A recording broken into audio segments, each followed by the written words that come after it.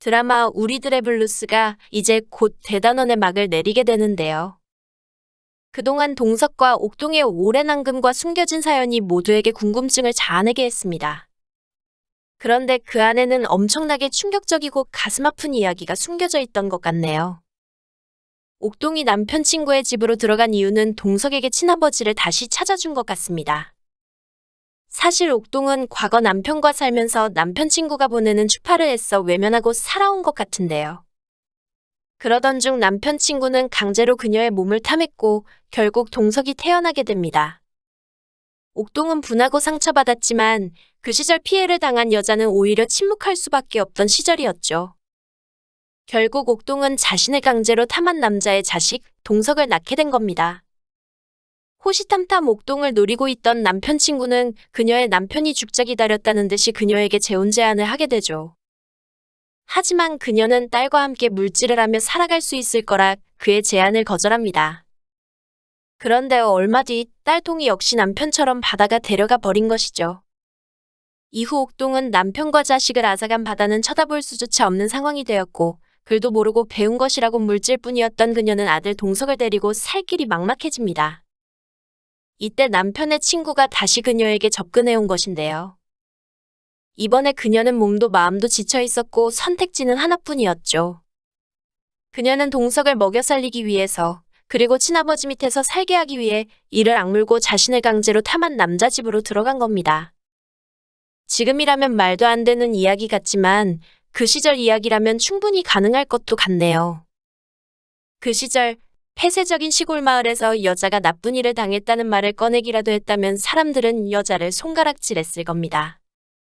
옥동은 남편 친구에게 나쁜 일을 당했지만 한평생 참고 인내하며 누구에게도 이런 비밀을 이야기하지 않았을 텐데요.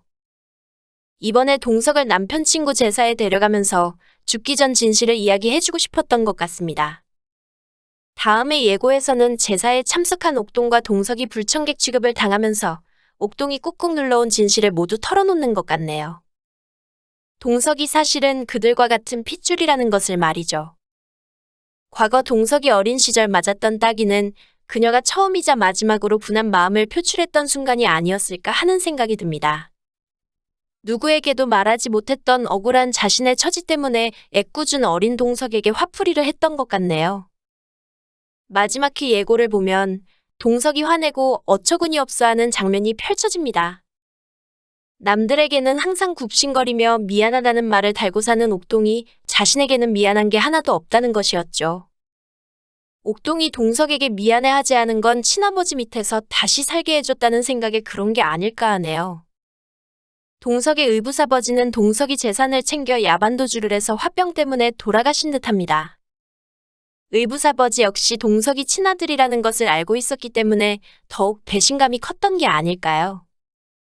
동석이 그 집으로 들어간 이후 동석이 의붓아버지에 대한 원망이나 나쁜 기억이 없는 것을 봐서 의붓아버지와의 관계는 나쁘지 않았던 것 같습니다.